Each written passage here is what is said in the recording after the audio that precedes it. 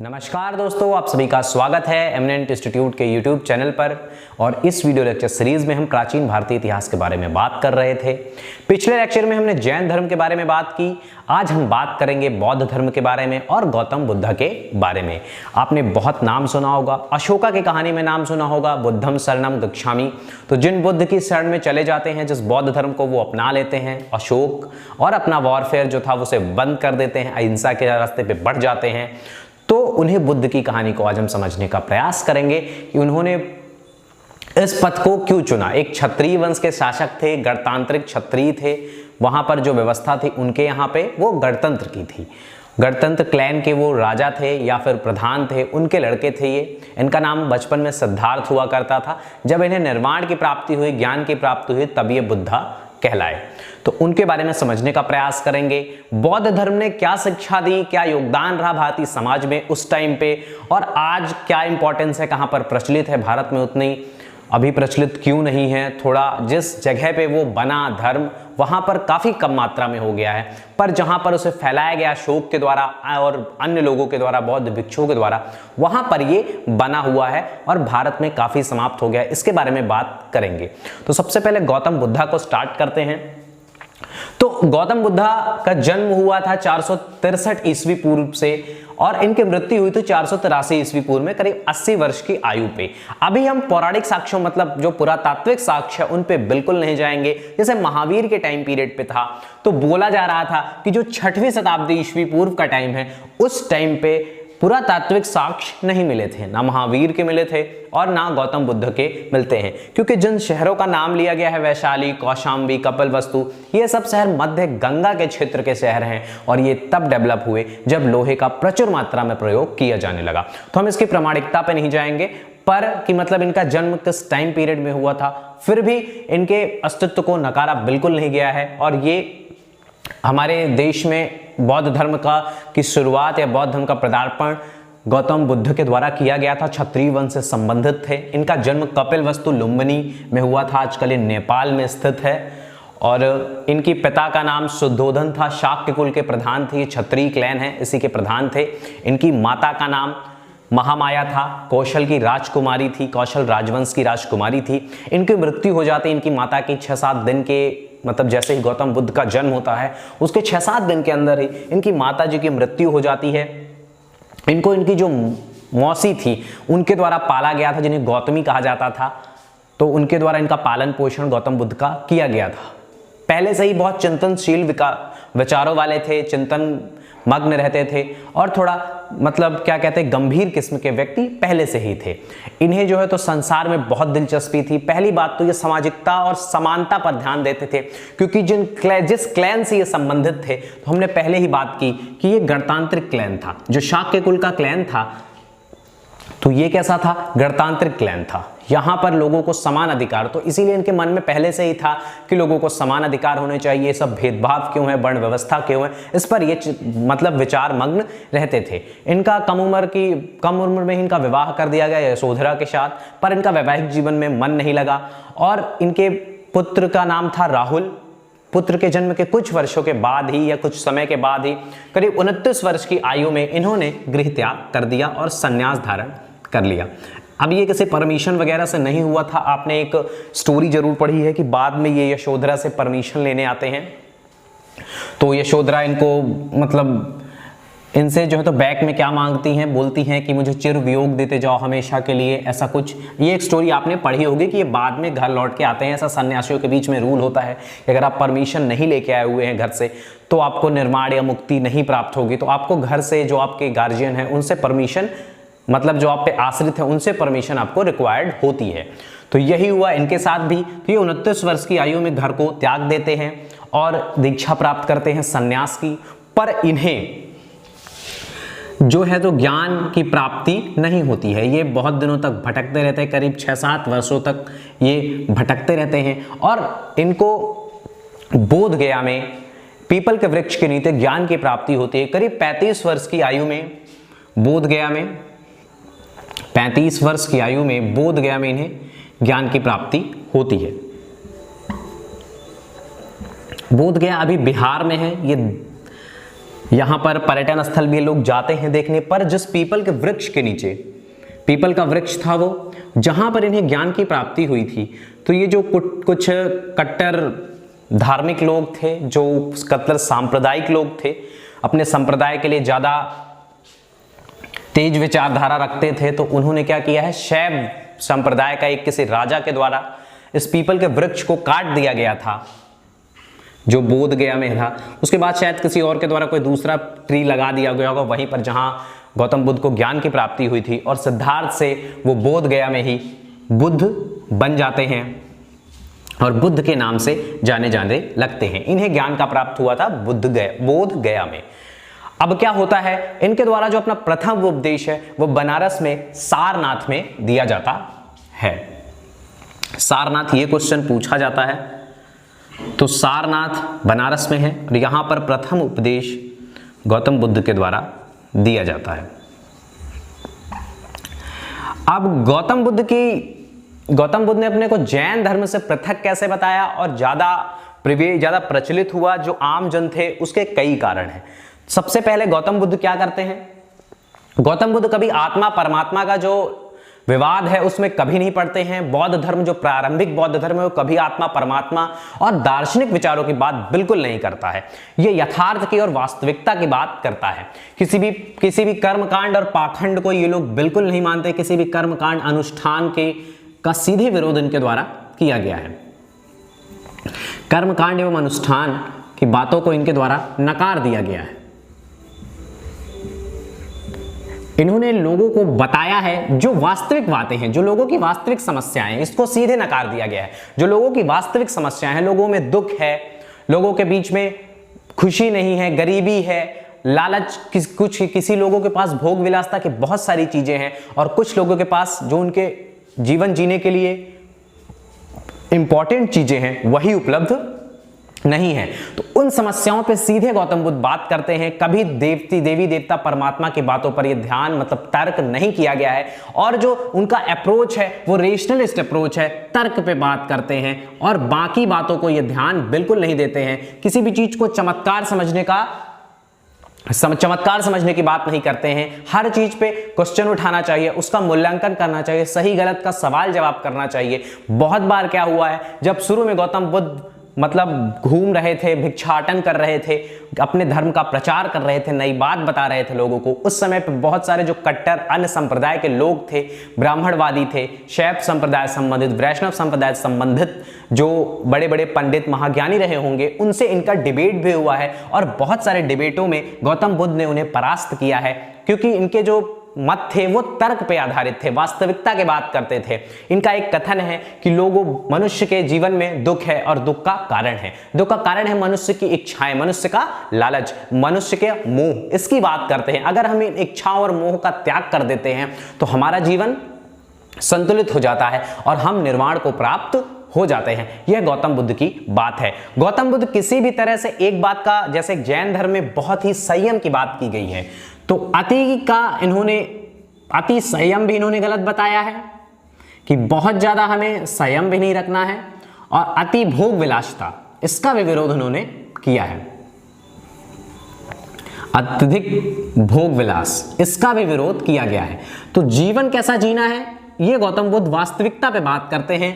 तो अति संयम भी पॉसिबल नहीं है और ना ही अति भोग विलास में लिप्त रहना चाहिए। इन्होंने टाइट रोप, मध्यम मार्ग, मिडिल पाथ की बात की है, मध्यम मार्ग की। ना ही जीवन को बहुत अति संयमित होना चाहिए, ना ही अति भोग विलास में लिप्त होना चाहिए। जीवन का उद्देश्य है मध्यम मार्ग पे चलना, कम चीजों की इच्छा करना, जितनी आवश्यकता है उतने का अर्जन करना, किसी भी और चीज का लालच ना करना, किसी भी चीज पर अत्यधिक मोह भी ना रखना, इन सब चीजों पे बात करता है और मनुष्य के समस्याओं को दूर करने का प्रयास करता है। उनके द्वारा बहुत जो अष्टांगिक मार्ग बताए गए, जिनके बारे में हम आगे बात करेंगे, तो गौतम बुद्ध बोलते हैं कि बिना किसी अनुष्ठान के या बिना किसी कर्म कांड के, पूजा पाठ के हम निर्वाण प्राप्त करना चाहते हैं, मोक्ष प्राप्त करना चाहते हैं, तो वो हम प्राप्त कर सकते हैं अष्टांगिक मार्ग को अपना के। 8 रास्ते बताए गए हैं। जैसे जैन धर्म में 3 बातें बताई गई थी, त्रिरत्न बताए गए थे, वैसे यहां पर अष्टांगिक मार्ग की बात की जाती है और बोला गया है कि अगर हम इन अष्टांगिक मार्ग को फॉलो करते हैं तो हमें जो मोक्ष है, निर्वाण है, वो प्राप्त इजीली हो जाएगा। यह गौतम बुद्ध के द्वारा बोला गया है और कर्म कांडों का सीधा विरोध किया गया है। गौतम बुद्ध के जो जो बौद्ध धर्म है वो एक बात और करता है जो इसे जैन धर्म से पृथक करती है और ब्राह्मणों से, ब्राह्मणवादी धर्म से भी पृथक करती है, वो है वर्ण व्यवस्था का विरोध। गौतम बुद्ध ने कहीं से कहीं तक वर्ण व्यवस्था का ना सपोर्ट किया है, इसके बारे में बिल्कुल बात नहीं की है। और अपना जो संघ है, जो बौद्ध धर्म का संघ है, इसमें सभी को परमिशन दी है, शूद्रों को परमिशन दी है, महिलाओं को परमिशन दी है, क्षत्रियों को परमिशन दी है, ब्राह्मणों को, जो भी आना चाहते हैं वो इसमें आ सकते हैं। और वर्ण व्यवस्था को इन्होंने सीधे नकार दिया है और बोला है कि ऐसी असमानता वाली व्यवस्था बिल्कुल नहीं होनी चाहिए किसी भी अच्छे या सभ्य समाज में। कैसा हुआ है? क्योंकि पहली बात से जब ये जिस क्लैन से संबंधित, जिस कुल से संबंधित है, वह गणतांत्रिक कुल है, वो पहले से ही बात करता है समानता की। तो उसी तरह गौतम बुद्ध भी बात करते हैं समानता की और वर्ण व्यवस्था को सीधे नकार देते हैं। तो इससे सबसे बड़ा प्रॉफिट किनको हुआ है? सबसे ज्यादा एक्सेप्टेंस कहां आ गई है? तो जो शूद्र और महिलाएं हैं उनमें आ गई है। शूद्र, जो निचले वर्ण के लोग हैं, वैश्य, शूद्र, इनके द्वारा संघ को बहुत सा ज्यादा मात्रा में ज्वाइन किया गया है गौतम बुद्ध के संघ को। क्योंकि क्या हो रहा है? क्योंकि उन्हें बराबर अधिकार दिए गए हैं। गौतम बुद्ध के संघ में या बौद्ध धर्म के संघ में शूद्रों और महिलाओं को बराबर अधिकार दिए गए हैं, कोई भी शामिल हो सकता है। थोड़ा एक्सेप्शन भी है, जो कर्जदार हैं या फिर जो दास हैं उनको शामिल नहीं किया गया है। अब इसका जो भी रीजन हो, क्योंकि ऐसा बोला जा रहा है कि अगर आप किसी के कर्जदार हैं, किसी का कर्ज लग रहे हैं, तो आप संघ में शामिल हो जाएंगे, सन्यासी बनने के काबिल नहीं है, क्योंकि आपने अभी वहां पर अपनी स्थिति समाज से जोड़ा हुआ है। आपने अपनी इच्छाओं के लिए कर्ज लिया और उन इच्छाओं की पूर्ति की और अब जो है तो उस कर्ज के चक्र में आप फंसे हुए। अगर आप उस कर्ज को समाप्त कर देते हैं तो ही आप संघ में शामिल हो सकते हैं। तो इस तरह थोड़ा साहूकार लोगों का भी इनको समर्थन प्राप्त था। और इन्होंने क्या बोला है? इन्होंने कलेक्टिविटी की बात की कि अगर आप बहुत ज्यादा भोग विलास में लिप्त हैं, सोने चांदी को कलेक्ट करने की बात बिल्कुल मना की गई है। एक भिक्षु के जीवन को यह बताया गया है कि ये भिक्षाटन करेंगे, किसी भी चीज का संग्रह नहीं करेंगे, किसी भी चीज से, किसी से कोई गिफ्ट नहीं लेंगे। जो इनके लिए नियम कानून बनाए गए हैं उनका पालन इनके द्वारा किया जाएगा। इन सब नियम कानूनों को भी हम देखेंगे, पर अभी ओवरव्यू पे बात करते हैं गौतम बुद्ध की। तो इन्होंने जो आचार संहिता बनाई थी अपने भिक्षुओं के लिए, तो उस आचार संहिता का पालन जब तक गौतम बुद्ध थे संघ में तब तक होता रहा, पर गौतम बुद्ध के बाद इसका पालन करना धीरे धीरे बंद कर दिया गया, जिसकी हम बात उसके पतन में करेंगे। और भारत में क्यों ये प्रिवेल नहीं हो पाया, प्रचलित नहीं हो पाया, बहुत दिनों तक क्यों नहीं चल पाया, इसके बारे में भी हम समझने का प्रयास करेंगे। गौतम बुद्ध के बारे में हमने थोड़ा समझा और उनके जीवन काल को देखा। 80 वर्ष की आयु में उन्होंने इस दुनिया को छोड़ दिया, पर जो भारत की भूमि को दिया उन्होंने, जो धर्म का कॉन्सेप्ट चल रहा था उसको जो परिवर्तित किया उन्होंने, उसको भी हमने थोड़ा बहुत समझने का प्रयास किया। अब हम देखेंगे कि बौद्ध धर्म की जो शिक्षाएं थी, जो सिद्धांत थे, वो क्या थे। जैसे जैन धर्म का सिद्धांत है, हमारे सनातन धर्म का सिद्धांत है, वैसे ही जो उसका सिद्धांत है उसके बारे में बात करेंगे और जो उसका विशेषताएं हैं और भारतीय समाज में उसका क्या योगदान है, भारतीय उपमहाद्वीप में उसका क्या महत्व है, क्या योगदान रहा है। और जो बौद्ध धर्म है हमारे देश में पैदा, हमारे देश में हुआ, उदय हमारे देश में बौद्ध धर्म का हुआ, पर वह धीरे धीरे समाप्त हो गया हमारे देश से। तो ये क्यों समाप्त हो गया, इसके बारे में भी हम बात करेंगे। तो सबसे पहले उसके शिक्षाओं को जान लेते हैं। तो उन्होंने बात की है, हम पहले बात कर रहे थे कि अष्टांगिक मार्ग की। तो जो ये अष्टांगिक मार्ग है, ये गौतम बुद्ध का या बौद्ध धर्म का मेन कॉन्सेप्ट है। इस अष्टांगिक मार्ग की बात करता है और ये बोलता है कि इस अष्टांगिक मार्ग को अगर हम फॉलो करते हैं, कोई भी व्यक्ति फॉलो करता है, तो वह मोक्ष को प्राप्त हो जाता है। यह मतलब मोक्ष को दिलाने वाला है। जैसा हमारे जो ब्राह्मणवादी सिद्धांत था, या फिर आप ये बोल लीजिए कि जो वैदिक सिद्धांत था, उसके अनुसार ब्राह्मण ये बोला करते थे कि जब आप वैदिक अनुष्ठान एवं कर्मकांड करेंगे तो ही आप मोक्ष को प्राप्त हो जाएंगे। तो इसमें ऐसा बोला जाता है कि इसमें आप इन चीजों को फॉलो करने के बाद, इन 8 रास्तों को फॉलो करने के बाद, इस तरह जीवन जीने के बाद आपको किसी भी कर्म कांड की आवश्यकता नहीं पड़ेगी, किसी भी विशेष अनुष्ठान की आवश्यकता नहीं पड़ेगी, आपको मोक्ष प्राप्त हो जाएगा। इसकी बात यहां पर की गई है। तो ये अष्टांगिक मार्ग क्या है, आइए आज इसको देखते हैं कि ये कैसा अष्टांगिक मार्ग इन्होंने सुझाया था। तो अष्टांगिक मार्ग में सही अवलोकन की बात की गई है, सही निर्धारण की बात की गई है, है, सही भाषण की बात की गई है। तो हमें क्या करना चाहिए, कोई भी प्रॉब्लम आ गई है, कोई भी परिस्थिति है, कुछ भी है, तो हमें उसको अलौकिक रूप से या फिर कोई चमत्कार के रूप में हमको उसको बिल्कुल नहीं देखना चाहिए। हमको हमेशा सही अवलोकन करना चाहिए, सही ऑब्जर्वेशन, राइट ऑब्जर्वेशन की बात की गई है। हमें किसी भी चीज को अच्छे से ऑब्जर्व करना चाहिए, उस पर तर्क करना चाहिए, उसका मूल्यांकन करना चाहिए, फिर उसको सही मानना चाहिए। किसी भी कारण से सही नहीं मानना चाहिए कि किसी भी धर्म ग्रंथ में लिखा हुआ है या फिर किसी और बड़े व्यक्ति के द्वारा यह बात कही गई है तो सही ही होगी। हमें उसका प्रॉपर एनालिसिस जरूर करना चाहिए, निर्धारण सही करना चाहिए, और इन चीजों को करने के बाद, इसको सोचने समझने के बाद जो हमको एक्चुअल रिजल्ट पे पहुंचना चाहिए वो भी हमारा राइट अप्रोच होनी चाहिए। हमको सही भाषण करना चाहिए, सत्य भाषण वगैरह की बात, मतलब यहां पर हमेशा मध्यम मार्ग की बात की जाएगी। जो बात उचित हो वह भाषण हमें करना चाहिए। अमल, सही अमल, मतलब जो हमारा आचरण है, इन सब ऑब्जर्वेशंस के बाद जो हमारा आचरण है वह एक संतुलित आचरण होना चाहिए। जो राइट आचरण व्यक्ति को फॉलो करना चाहिए उसे हमें फॉलो करना चाहिए, किसी व्यक्ति को फॉलो करना चाहिए। सही आजीविका, जो आजीविका का चुनाव है वह भी बहुत अच्छे तरीके से किया जाना चाहिए, और ऐसी आजीविका को चुनना चाहिए जो हर प्रकार से उचित हो, जिससे किसी का जो है तो ना किसी का बुरा हो, और हमको सिर्फ ऐसा नहीं हो कि सिर्फ हमारा लाभ हो, वह जो है तो सभी को लाभ पहुंचाने वाली ऐसी आजीविका हमारी होनी चाहिए। हमारा प्रयास जो है तो वो सही होना चाहिए, राइट अप्रोच होनी चाहिए, किसी भी चीज के लिए सही तरीके से हमको प्रयास करना चाहिए, इसकी बात करता है। सही जागरूकता, अवेयरनेस सही होनी चाहिए हमको, और सही चिंतन, जो थिंकिंग की बात कर रहा है तो हमें अपना दिमाग, अपना चिंतन सही रखना चाहिए, राइट अप्रोच में रखना चाहिए। और जागरूकता, हमें हर विषय में जागरूक होने का प्रयास करना चाहिए, राइट अवेयरनेस की बात की गई है, हमें हर चीज के बारे में अवेयर होना चाहिए, फिर भी राइट वे में, सही तरीके से भी हमें प्रयास करना चाहिए, सही तरीके से हमें जागरूक होना चाहिए। तो ये गौतम बुद्ध के द्वारा दिए गए अष्टांगिक मार्ग की बात है। इन मार्ग को फॉलो करके हम बिना किसी प्रॉब्लम के, बिना अनुष्ठान एवं कर्मकांड के हम मोक्ष को प्राप्त हो सकते हैं, इन सभी राइट चीजों को करके। तो किस प्रकार की चीजें, 8 चीजों को बताया गया है कि इन सभी 8 चीजों को अगर हम राइट वे में करते हैं, सही तरीके से करते हैं, उचित तरीके से करते हैं, तो हमें मोक्ष की प्राप्ति हो जाती है। बौद्ध धर्म में जो उनके अनुयायी बनते थे, जो बौद्ध के संघ को ज्वाइन करते थे, बौद्ध धर्म का जो संघ होता था उसे जो ज्वाइन करते थे, उनके बारे में भी बात की गई है कि जब ये संघ को ज्वाइन करते थे तो क्या होता था, जो उनके अनुयायी बन जाते थे बौद्ध धर्म के और गौतम बुद्ध के, उनको कुछ नियम और कानूनों का फॉलो करना पड़ता था। तो जो नियम थे उनके बारे में कुछ ऐसा बताया गया है कि पराये धन का लोभ नहीं करना है। जो धन या जो प्रॉपर्टी हमारी नहीं है, जो संपत्ति हमारी नहीं है, उसको हमें उसकी इच्छा बिल्कुल नहीं करनी चाहिए। हमें जो हमारे पास है हमको उसी की इच्छा करनी चाहिए, एवं किसी प्रकार का लालच नहीं पालना चाहिए। अहिंसा, ये सेम सिद्धांत जैन धर्म में भी था, अहिंसा की बात करते हैं। असत्य से बचना चाहिए, झूठ नहीं बोलना चाहिए, हमें नशा नहीं करना चाहिए, एवं दुराचार, किसी भी प्रकार का खराब आचरण हमें बिल्कुल नहीं करना चाहिए अपने लाइफ में। यह भी बात करता है बौद्ध धर्म, और हमें यह नियम बताता है। ये नियम किनको फॉलो करने चाहिए, जो बौद्ध धर्म के अनुयायी हो गए हैं, जो भिक्षु बन गए हैं, उनको ये नियम फॉलो करने चाहिए।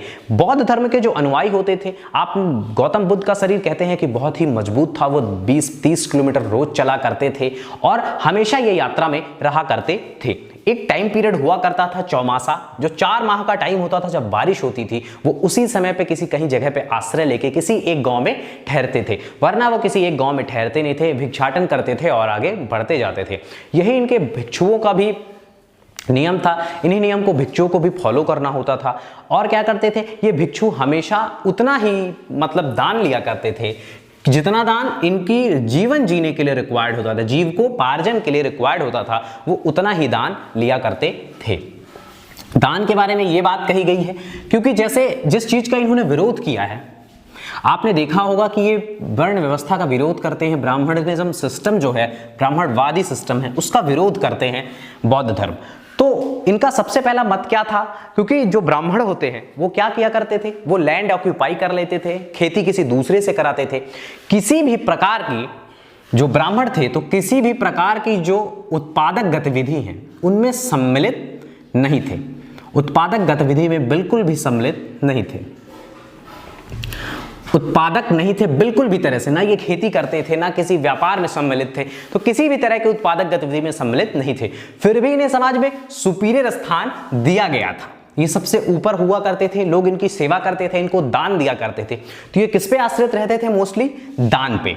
तो इनमें क्या कुरीति आई कि इन्हीं दान के कारण, थोड़ा हम बैकग्राउंड में चले गए हैं कि दान के कारण क्या हुआ। जब पहला नियम बना था शुरू में ब्राह्मणों के लिए दान लेने का, तो क्या नियम था कि सिर्फ जीविकोपार्जन के लिए दान लिया जाएगा। बाद में जब पैट्रोनेज मिलता गया, राज्य का संरक्षण मिलता गया, राजाओं के द्वारा जब बहुत ज्यादा मात्रा में दान दिया जाने लगा, तो ब्राह्मणों की शक्ति बढ़ गई, इनके पास बहुत ज्यादा पैसा हो गया, इनके पास संपत्ति बहुत ज्यादा हो गई। जब संपत्ति बहुत ज्यादा बढ़ गई तो फिर धर्म में कुरीति आने लगी, इन्होंने अपने चीजों को वंशानुगत बना लिया। तो यही प्रॉब्लम, क्योंकि जो भिक्षु हैं बौद्ध धर्म के भी, वह भी दान पे ही आश्रित हैं, यही बात कही गई है, दान पे ही आश्रित है। तो उनकी भी स्थिति किसके जैसी ना हो जाए, ब्राह्मणों के जैसी ना हो जाए कि फिर समाज में कोई कुरीति व्याप्त हो और जो भिक्षु है उसका ही बच्चा भिक्षु बने, ऐसा कुछ ना हो जाए समाज में। इसके लिए क्या किया गया, दान की लिमिट निर्धारित कर दी गई थी कि दान जो है तो सिर्फ जीविकोपार्जन के लिए लिया जाएगा, जिससे हमारा भरण पोषण हो पाए, सिर्फ एक दिन का भरण पोषण हो पाए। कलेक्शन की बात कहीं पे नहीं की गई थी। इनको क्या करना था, बौद्ध धर्म को अपने को ब्राह्मणवादी धर्म से अलग दिखाना था, ब्राह्मणों से अलग दिखाना था कि हम दान तो लेते हैं पर कलेक्ट करने का कोई नियम नहीं है, तो इसीलिए इनको डिफरेंट दिखाना था। तो ये भी एक नियम बनाया गया था, जो 5 नियम बनाए गए थे, इनको फॉलो किए जाते थे। ये नियम तो करीब करीब जैन धर्म के समान ही थे, अहिंसा, आस्ते, चोरी ये सब ना करना, दुराचार न करना, नशा न करना, इनकी बात की गई थी, असत्य भाषण न करना, इनकी बात भी की गई थी। अब हम आगे बढ़ते हैं और समझने का प्रयास करते हैं कि जैन धर्म की माफ कीजिएगा, बौद्ध धर्म की विशेषताएं क्या थी। तो बौद्ध धर्म ने हमें क्या दिया, तो बौद्ध धर्म की विशेषता देखते हैं। तो जो बौद्ध धर्म की विशेषताएं थी, क्योंकि क्या हुआ, एक अल्टरनेट वे उपस्थित तो कराया गया, क्योंकि जो जैन धर्म था उसने भी एक अलग रास्ता उपलब्ध कराया लोगों को जीवन जीने का, जो ब्राह्मणवादी व्यवस्था से उससे इतर एक अलग रास्ता उपलब्ध कराया, पर उसकी तरफ लोग आकर्षित कम मात्रा में हुए, जैसा कि हमने पिछले लेक्चर में देखा और जैन धर्म को समझा। पर बौद्ध धर्म में ऐसी क्या विशेषताएं थी जिसके कारण लोग इसकी तरफ ज्यादा आकर्षित हुए। तो सबसे पहली बात तो जैन धर्म, बौद्ध धर्म बात करता है। तो बौद्ध धर्म हमारे भारत में, एक बात आपने ये सिंधु घाटी सभ्यता से ही देखी होगी कि ईश्वरी सत्ता को मान रहे हैं, किसी भी तरह से मान रहे हैं, प्रकृति देवी के रूप में मान रहे हैं, जानवरों के रूप में, जानवरों के देवता के रूप में, पशुपति के रूप में मान रहे हैं। तो हमारे यहाँ किसको माना जाता है, ईश्वर को और आत्मा, ईश्वर एवं आत्मा, परमात्मा की बात हमारे देश में की जाती है। तो जो बौद्ध धर्म था या गौतम बुद्ध थे, उन्होंने ईश्वर एवं परमात्मा के अस्तित्व को सीधे नकार दिए। इन्होंने ईश्वर एवं परमात्मा की बात, आत्मा परमात्मा की बात बिल्कुल भी बंद कर दी, बोला कि ये कोई कॉन्सेप्ट ही नहीं है, हम इस पे डिबेट बिल्कुल नहीं करेंगे, आत्मा एवं परमात्मा के वाद विवाद में बिल्कुल नहीं उलझेंगे।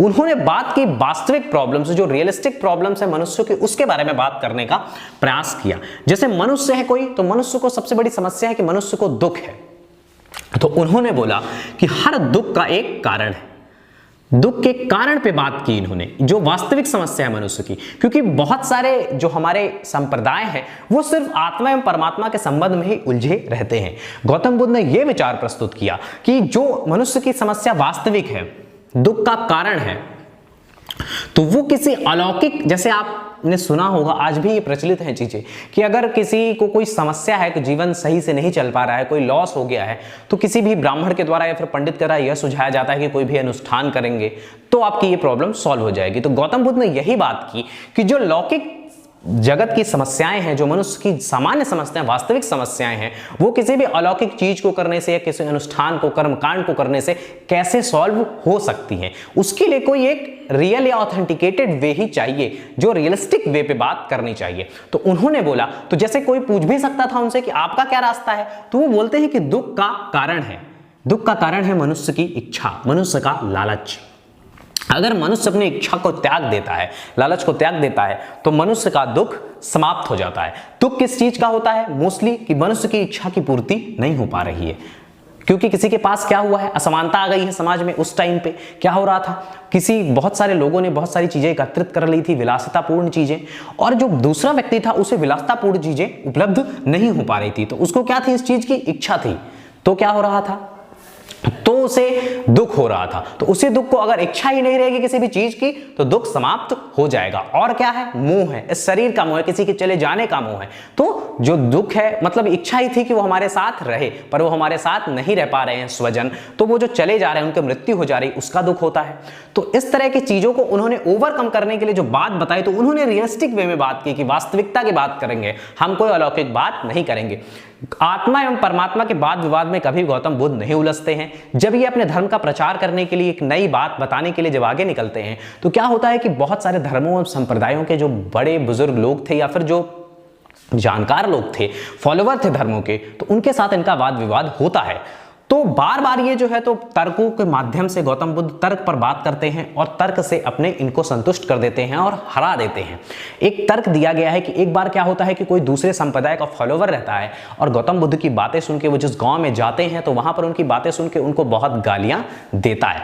तो गौतम बुद्ध एकदम शांत हो गए। जैसा आजकल होता है कि अगर आपको कोई आपके किसी भी संप्रदाय संबंधित कोई हो और आप उसे भला बुरा कहने लगे, उसके संप्रदाय को भला बुरा कहने लगे, तो वो आपसे झगड़ने लगेगा। तो गौतम बुद्ध इस तरह की चीजों में बिल्कुल नहीं पड़े, वो शास्त्रार्थ करने में बिल्कुल नहीं पड़े। उन्होंने तर्क से बात की।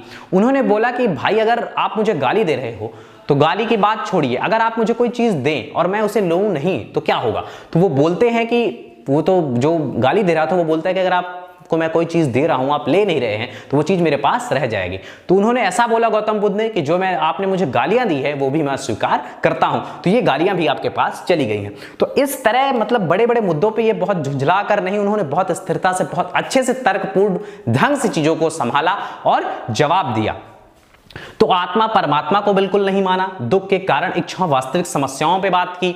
एक बात और विशेषता है, जो मुख्य विशेषता है इसकी आकर्षण का मुख्य कारण है, वर्ण व्यवस्था को माना ही नहीं। आप ये कहिए कि इसका विरोध भी नहीं किया या माना ही नहीं, वर्ण व्यवस्था को नहीं मानते थे। वर्ण व्यवस्था को नहीं मानते थे ये कैसे है? क्योंकि इन्होंने अपने संघ में हर प्रकार के व्यक्ति को, यहां तक कि शूद्र एवं महिलाओं को जो सप्रेस किए जा रहे थे, जिनको बहुत दिनों से शोषित किया जा रहा था, शोषण हो रहा था जिनका, महिलाओं का और शूद्रों का, इनको भी अपने संघ में स्थान दिया। किसी भी रूप से ये शामिल हो सकते थे। तो ये ब्राह्मणवादी अर्थ मतलब ब्राह्मणवादी जो व्यवस्था थी उससे इतर, क्योंकि ब्राह्मणों के द्वारा बहुत ज्यादा इनका शोषण किया गया था, इन्हें बहुत सारे अधिकार नहीं प्राप्त थे, समाज में सामाजिक रूप से दबे हुए थे, तो इनको अधिकार दिया गया, धर्म में आने दिया गया अपने संघ में। तो इससे क्या हुआ, इसके जो है तो इससे बहुत ज्यादा अट्रैक्शन फैला इन लोगों में और निचले वर्ण के लोगों में, और इनमें जो है तो बौद्ध धर्म का प्रचार प्रसार बढ़ता गया। इस व्यवस्था को ये लोग फॉलो करते गए। तो वर्ण व्यवस्था का विरोध किया। इन्होंने एक बात और की, जो इनकी भाषा थी, क्योंकि भाषा से ही, क्योंकि क्या हो रहा था, जो वैदिक धर्म थे वो संस्कृत भाषा में लेके जाते थे, तो आम जन से बहुत दूर हो गया था। तो अब ये जो जैसा जैन धर्म द्वारा प्राकृत भाषा को यूज किया गया था, तो इन्होंने पाली भाषा को यूज किया है और पाली में बहुत सारे ग्रंथ भी लिखे गए हैं। पाली प्राकृत का ही एक रूप है। पाली भाषा का इनके द्वारा प्रयोग किया गया है, जो आम जन की भाषा है। प्रारंभिक तौर पर पाली भाषा का प्रयोग किया गया, जिससे लोगों में क्या हुआ, लोगों में अट्रैक्शन बढ़ा। और वही वाली बात, अहिंसा की भी बात की गई है, जो हमारी अर्थव्यवस्था, खेती वाली अर्थव्यवस्था थी, उसके लिए ये महत्वपूर्ण भी हो गया था। क्योंकि पशुओं की बलि का विरोध किया जाता है, पशुओं से प्रेमपूर्ण व्यवहार करने की बात की जाती है, ये अहिंसा के माध्यम से। तो इसीलिए भी लोगों को जो है तो इसकी ओर झुकाव बढ़ा, इसकी ओर मतलब इसमें बौद्ध धर्म में लोग जुड़ना चाहे, क्योंकि ये जो व्यवस्था थी वो यहाँ पर खेती वाली व्यवस्था चल रही थी, उसके लिए भी अनुकूल मानी जा रही थी, क्योंकि बलि का भी विरोध किया गया। तो इस प्रकार एक नई अल्टरनेट व्यवस्था उपलब्ध कराई गई ब्राह्मणवादी व्यवस्था से इतर, किसके द्वारा, बौद्ध धर्म के द्वारा। बहुत सारे राजाओं का भी पैट्रोनेज मिला। राजा अशोक के बारे में बात की गई है। अब हम इसकी जो विशेषताएं हैं उनको देख लेते हैं और उसके बाद पतन को देखेंगे। ये तो विशेषताएं थी। अब इसका महत्व देखेंगे कि भारतीय समाज में या भारतीय उपमहाद्वीप में इसका क्या महत्व है, इस धर्म का इसने क्या दिया। तो सबसे पहला जो बौद्ध धर्म के द्वारा जो चीज सबसे पहले बात की गई है, बौद्ध धर्म का सबसे बड़ा योगदान है, जिसके बारे में जैन धर्म में बात बिल्कुल नहीं की गई थी, तो वर्ण व्यवस्था का विरोध या वर्ण व्यवस्था से इतर कोई और व्यवस्था उपलब्ध कराई गई। एक समानता आधारित समाज, क्योंकि हमने पहले ही बताया है कि गौतम बुद्ध लोकतांत्रिक कबीले से संबंधित थे। उनके पिता लोकतांत्रिक गणराज्य के जो है तो प्रधान थे, तो इनमें समानता के विचार पहले से ही थे। तो इन्होंने क्या किया, वर्ण सिस्टम को नहीं माना और सभी को परमिशन दी अपने धर्म में, अपने संघ में उपस्थित होने की, काम करने की, इसकी व्यवस्था की गई। अब इन्होंने ही खेती वाले, अब इनका क्या हुआ, बहुत ज्यादा विरोध भी नहीं हुआ, क्योंकि क्या हो रहा था, इन्होंने एक सुविधा विधि हुई थी कि कोई कर्जदार है, दास है, मजदूर है, जो खेतीहर दास होते हैं उनको इसमें अलाउ नहीं किया गया। किसी भी चीज, किसी का कोई दास है तो उसे जो है तो संघ में एक्सेप्ट नहीं किया गया। तो इससे जो संघ के लोग थे, मतलब जो वैश्य थे समाज के, वो भी खुश थे, क्योंकि क्या हो रहा था कि जो व्यक्ति खेतीहर दास है तो वो क्या हो रहा था, उसे जो है तो संघ में शामिल नहीं किया गया था। जो कर्जदार व्यक्ति है उसे शामिल नहीं किया जाता था जब तक वह अपना कर्ज प्रदान नहीं कर, वापस नहीं कर देता था। इस तरह साहूकार भी खुश थे। तो ये एक नई व्यवस्था दी गई, महिलाओं को अधिकार दिया गया, शूद्रों को अधिकार दिया गया संघ में शामिल होने का। इसके अलावा बाकी लोग इसमें शामिल हो सकते थे राजाओं के द्वारा। अब इसका महत्व, क्योंकि क्या हो रहा है, ये तर्क पे बात कर रहे हैं, किसी विशेष अनुष्ठान की बात बिल्कुल नहीं की जा रही है इनके द्वारा। तो क्या हो रहा है कि जब विशेष अनुष्ठान या कर्मकांड की बात नहीं की जा रही है, तो जब इन सब चीजों का अभाव हो रहा है, एक ऐसा धर्म आ गया है जो सिंपल नॉर्मल बातें करता है, किसी पूजा, किसी अनुष्ठान की बात नहीं करता है, किसी को सुपीरियर मानने की बात नहीं करता है, तो क्या होता है, तो जो है तो इसकी तरफ लोगों का अट्रैक्शन बढ़ता जाता है। बाद में जाके इनमें कुछ कमियां आ जाती हैं, बहुत सारे अनुष्ठान, बहुत सारे समारोह इसमें शामिल हो जाते हैं, जिनके बारे में आगे बात करेंगे। एक बात आती है कि भारत में सबसे पहले किसी मानव मूर्ति की पूजा हुई है तो वो गौतम बुद्ध की हुई है। गौतम बुद्ध की मूर्ति की पूजा होती है। यही हुआ है, यही पतन का भी कारण है कि गौतम बुद्ध ने जिन चीजों का विरोध किया तो उनके मृत्यु के बाद उन्हीं की पूजा की जाने लगी। उन्होंने ये बोला कि ऐसे कोई ईश्वरी शक्ति नहीं है, या फिर क्या है, मतलब ईश्वरी शक्ति का विरोध नहीं किया गया, पर उसे जो मानव रूप बनाकर पत्थर या फिर कहीं पे पूजा जा रहा है उसका इन्होंने विरोध किया। उन्होंने ये बोला कि इनके द्वारा प्रॉब्लम हमारी सॉल्व नहीं की जा सकेगी। अगर आपके जीवन में प्रॉब्लम है तो हमको अपना आचरण बदलना पड़ेगा, अगर समस्याएं हैं तो हमें अपने ऊपर काम करना पड़ेगा, क्योंकि समस्या हमारी है तो सॉल्व होगा। उन्होंने वास्तविकता की बात की थी, पर धीरे धीरे जैसे ही उनकी गौतम बुद्ध की मृत्यु हो जाती है तो उसके बाद क्या होता है, इसमें बहुत सारी समस्याएं आ जाती हैं। जिन समारोहों का उल्लेख किया गया था, जिन समारोहों का विरोध किया गया था, जिन अनुष्ठानों का विरोध किया गया था, वो सब अनुष्ठान बौद्ध धर्म में भी सम्मिलित हो जाते हैं और यही इनके पतन का कारण भी बनता है। तो महत्व के क्षेत्र में क्या है, महत्व इन्होंने एक ऐसी व्यवस्था दी, एक वर्ण रहित, मतलब वर्ण व्यवस्था रहित एक सिस्टम उपलब्ध कराया, महिलाओं को अधिकार दिए, भाषाओं का विकास किया, पाली भाषा का विकास किया, बहुत सारे साहित्य इसमें रचे गए। और क्या हुआ, जो हमारे अशोक थे उन्होंने बौद्ध धर्म को अपनाया और अहिंसा का विकास हुआ, जिससे बाजार फला फूला, लोगों का विकास हुआ। राजा अशोक के द्वारा, सम्राट अशोक, इन्होंने क्या किया, म्यांमार में, चीन में, नेपाल में बहुत जगह इस धर्म का प्रचार किया, बौद्ध धर्म का प्रचार किया। अपने पुत्र एवं पुत्री के माध्यम से श्रीलंका में भी प्रचार किया और वहां पर जिन जगहों पर प्रचार किया गया, प्रसार किया गया, वहां पर अभी ये बौद्ध धर्म प्रचलित है।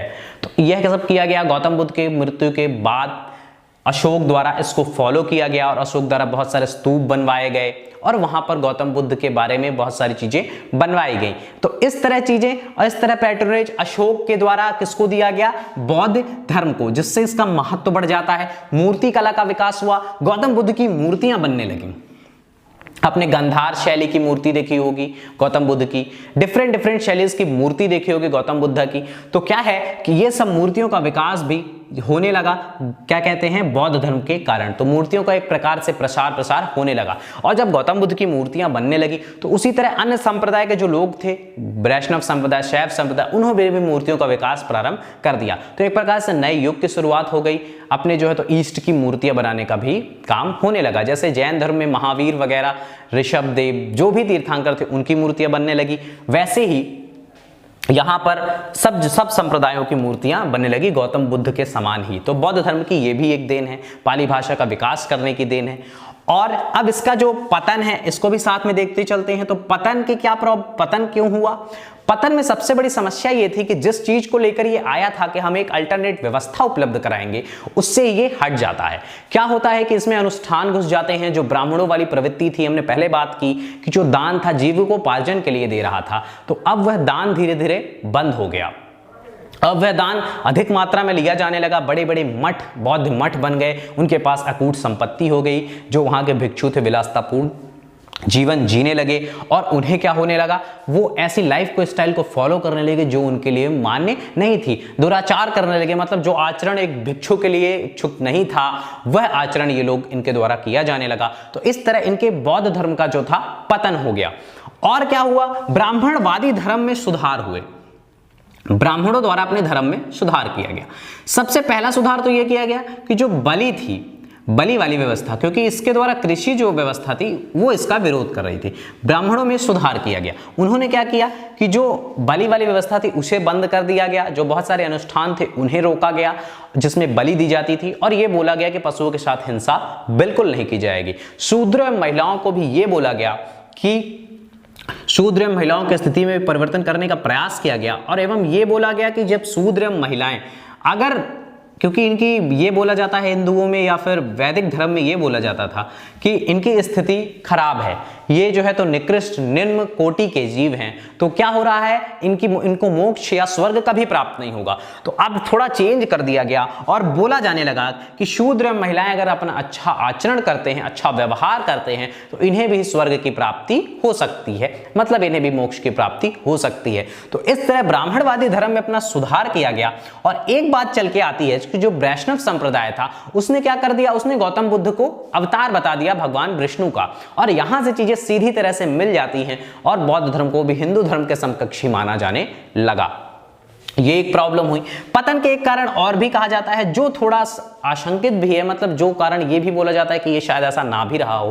पुष्यमित्र शुंग, मतलब जो ब्राह्मणवादी राजा थे, पुष्यमित्र शुंग ब्राह्मण राजा थे, उनके द्वारा बौद्धों का बहुत नरसंहार किया गया, बहुत मारा गया। बहुत सारे बौद्ध भिक्षु नेपाल और तिब्बत जाकर बस गए, जो आज तक वहां पर बसे हुए हैं।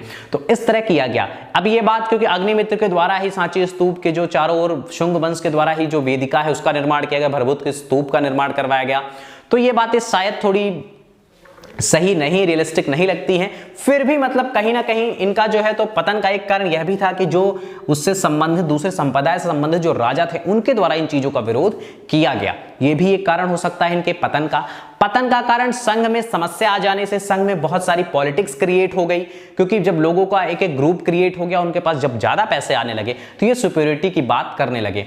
गौतम बुद्ध ने जिन चीजों का विरोध किया, मूर्ति पूजा का विरोध किया, अनुष्ठानों का विरोध किया, तो उन्हीं की मूर्ति की पूजा की जाने लगी, बड़े बड़े स्मारक बनाए जाने लगे। आपने अजंता एलोरा में चित्र वगैरह देखे होंगे, तो ये सब बनाए जाने लगे जिनका इन्होंने आडंबर का विरोध किया था। उन्हीं आडंबरों को इस धर्म में शामिल कर लिया गया।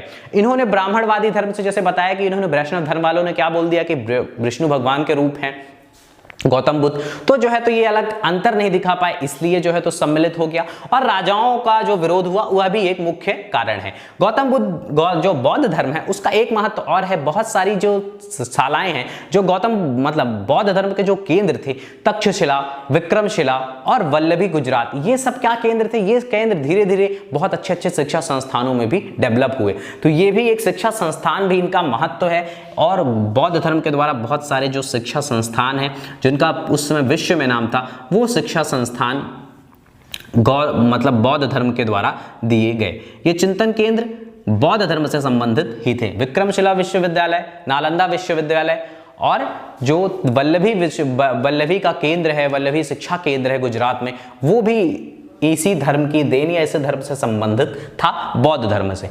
तो इस तरह इस धर्म का पतन हो गया उस जगह से जहां पर इसका उदय हुआ था हमारे भारत देश में।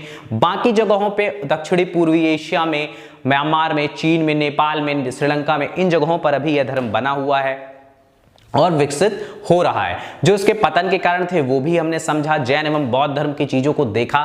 6वीं शताब्दी के टाइम पर, 6वीं शताब्दी ईस्वी पूर्व में जो समस्या उत्पन्न हुई थी, उसके कारण जो सामाजिक एवं आर्थिक आंदोलन हुए थे देश में, तो उसके कारण जो नए धर्म उत्पन्न हुए उनमें जो दो धर्म थे क्षत्रियों के द्वारा बनाए गए थे, बौद्ध धर्म और जैन धर्म, उनको हमने समझने का प्रयास किया। बाकी जो 62 संप्रदाय थे वो किसी न किसी रूप में किसी भी समाज में या किसी भी धर्म में जाके मिल गए और बाकी अपना अस्तित्व बनाए नहीं रख पाए। बौद्ध धर्म का अस्तित्व भारत में बहुत हद तक समाप्त हो चुका है। बहुत अधिक मात्रा में जैन धर्म भी गुजरात में स्थित है। गुजरात में बहुत ज्यादा लोगों को, व्यापारियों के द्वारा इसको फॉलो किया जा रहा है, पर बौद्ध धर्म हमारे यहाँ तो करीब करीब विलुप्त ही हो चुका है। अब इसके रियलिस्टिक में जो भी कारण हो फिर भी जो कारण हमने बताए उन पर आप विचार जरूर कीजिए। हमारे चैनल पर जो सामग्री आपको उपलब्ध कराई जा रही है तो उसको आप समझें और हमारा फीडबैक दें कि आपके वीडियोस कैसे लग रहे हैं। हमारे चैनल को सब्सक्राइब करें, शेयर करें, बेल आइकॉन प्रेस करें। धन्यवाद।